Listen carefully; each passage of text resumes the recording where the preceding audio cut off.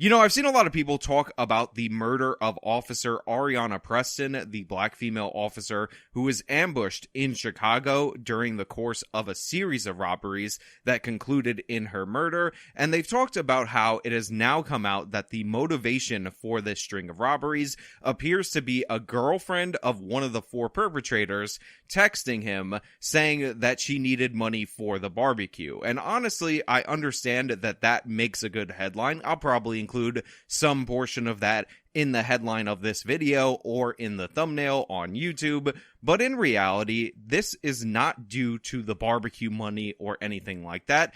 This is yet another example of soft on crime releasing violent criminals over and over again, and now somebody has ended up dead. That is what we see happening across this country in major metropolitan areas, and I'm sick of it, and you should be sick of it, and we're going to get into that. But before we do, this video is sponsored, so let me toss it to the sponsor. Then we'll come back over here. We'll discuss it on the other side. The 2023 crisis is upon us. The Wall Street Journal is warning that the banking failures you're seeing are going to have serious negative impacts on the average American. Morgan Stanley is warning of a possible crash in the real estate market, a la 2008, if not worse. At the same time, Wells Fargo believes that precious metals are in a super cycle and it's possible for gold to hit $3,000 an ounce.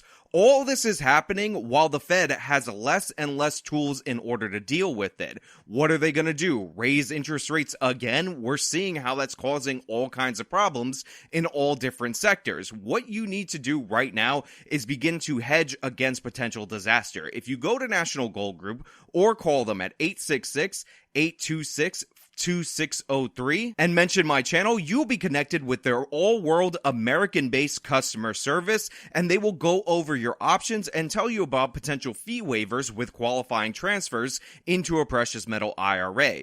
It is beholden on you to protect your own future, so please call National Gold Group at 866-826-2603 and get started today. There is always a risk with any investment, nothing is guaranteed, and prior performance does not necessarily predict future outcome. So the charges were filed against the four teenage suspects who killed the 24-year-old Chicago police officer Areanah Preston. Joseph Brooks, age 18, Jaquan Buchanan, age 18, Trevor Breland, age 19, and Jalen Frazier, age 16. Now, they were finally charged as adults, and I do want to emphasize the word finally charged as an adult, because these people all have previous convictions for robberies that were just let go by the soft on crime Cook County District Attorney, so they should have been charged more seriously before, and any or all of them should have been off the streets prior to this. And of course, the way this story starts is with that fateful text message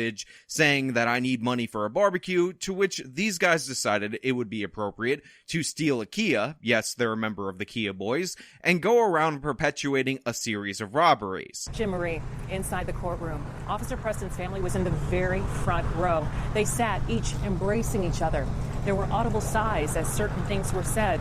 They also, at moments, were trying to fight back tears. It was very difficult for them, obviously. Now, according to the Daily Mail article, which I'm referencing, which actually did a good job in breaking down a lot of this stuff, this was the third robbery in the course of the evening that they committed. However, other local sources claim that this was actually the sixth robbery that they committed. Regardless, it doesn't matter. They stole a car, were on a robbery spree, and they ultimately ended up trying to ambush a woman. That woman turned out to be an in-uniform police officer, and then shots were fired. And by the way, for those of you who think that maybe there's no difference between somebody under the age of 18 and somebody who is a baby, you know, because we don't charge youthful offenders in any serious way, the trigger man behind this, the person who actually killed the officer, appears to be the 16-year-old. He's the one who made that decision. So think about how going soft on youth offenders is not the best policy when you're hearing about this tragic story. At the same time, outside the courtroom, her mother shared with us how she feels after everything about this case was revealed in court.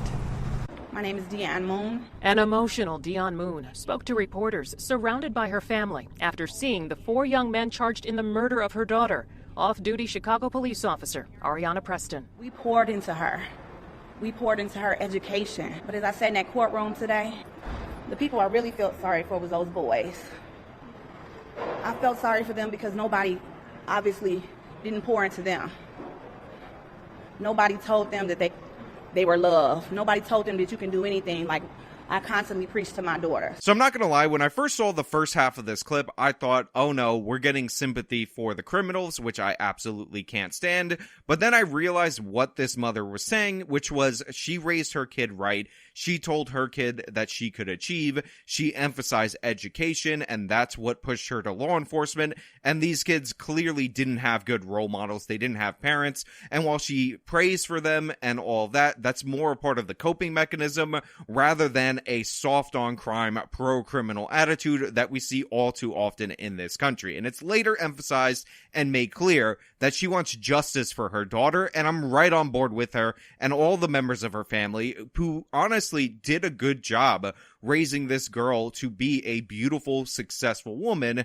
And unfortunately, it was cut down by a bunch of criminals who didn't care about anybody but themselves and thought that their money for a barbecue, them possibly eating some spare ribs off the grill, was more important than a human life. In court, it was revealed 16-year-old defendant Jalen Frazier admitted to a friend the shooting was his work. He fired a gun at her, and then Preston shot at him and the other defendants. So they shot and killed her. So the 16-year-old in this instance, as I told you earlier on, was not only the trigger man, but he was bragging about it. He called it his work, the killing of this police officer. He told all his friends he was trying to get some credibility. Again, something that should be thought about by the Cook County District Attorney Kimberly Fox, who thinks that the real issue, the real problem, is that these kids are just being treated too cruelly by the criminal justice system.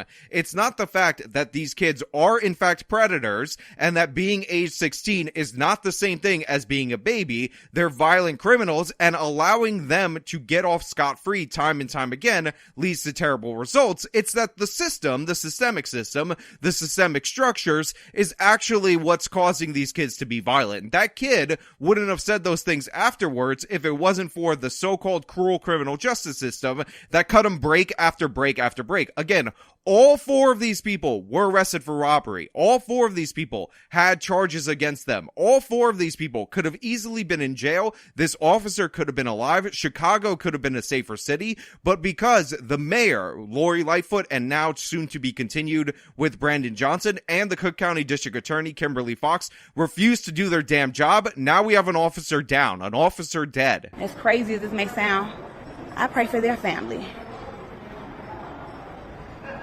I really, really do. I pray for their family.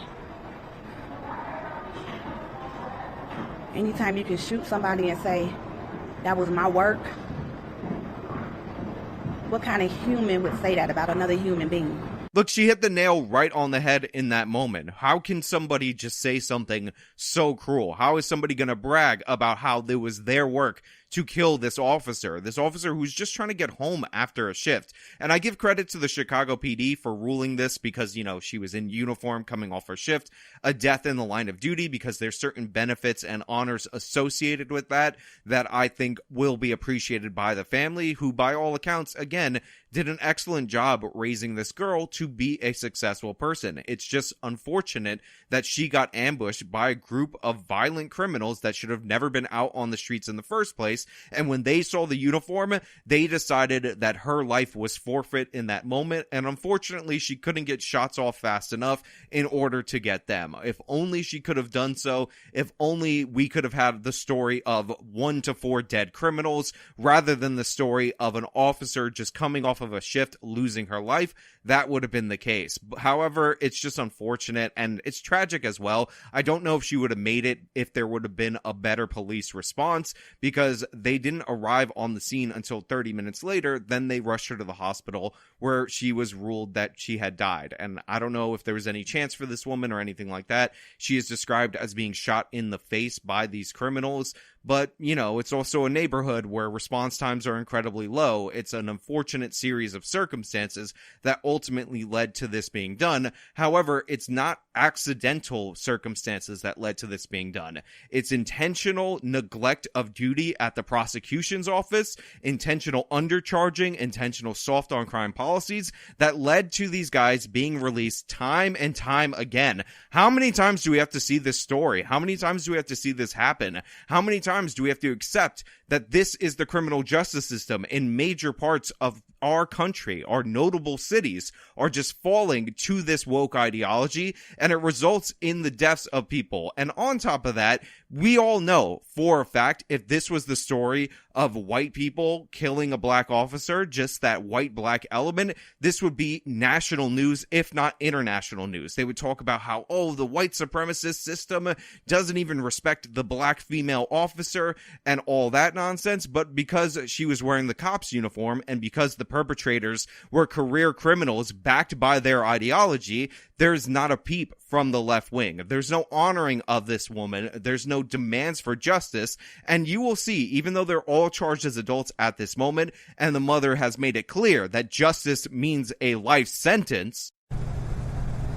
Now, she went on to say that justice for her family would involve a life sentence for each of the defendants. When this breaks down and we get some softer sentences, we get the slaps on the wrist, when Kimberly Fox doesn't show up for court in order to prosecute this case, when charges are reduced in the middle of the night, no left-wing activist is going to speak out, nobody's going to speak up, and we're just going to go on with our day and pretend like releasing violent criminals is the only option, this is the norm, and in reality, the real cruelty, the real problem is poverty. And if only we could have indicted the fifth defendant in this case, which is poverty, then we would have been totally fine. And look, these guys were just firing on this female officer, group assaulting her, ambushing her because they were Aladdin and they quite literally wanted to get some barbecue, some bread for their family. It's so sad how all of these people need to be victimized over and over again, but until we find out what poverty's wearing, until the police put out an APB on poverty and we can make that arrest, charge poverty with all of its heinous crimes, this is just the circumstance we're going to be in. We got to throw our hands up, never address the immediate issues that people are dealing with, and talk about poverty in an abstract way because we can never address the actual issue, which is assigning responsibility and fault to the criminal and stopping them before they commit a more serious violent offense after their first or second offense. But hey, those are just my thoughts. They happen to be sensible, reasonable, rational, thought out, smart, intelligent, and amazing. But if you're wrong, you can let me know your stupid thoughts down in the comments below. If you like this video, show them by leaving a like, subscribe for more content, follow me on all my social media, support me via the support links in the description of this video. This has been me talking about an officer killed. Till next time.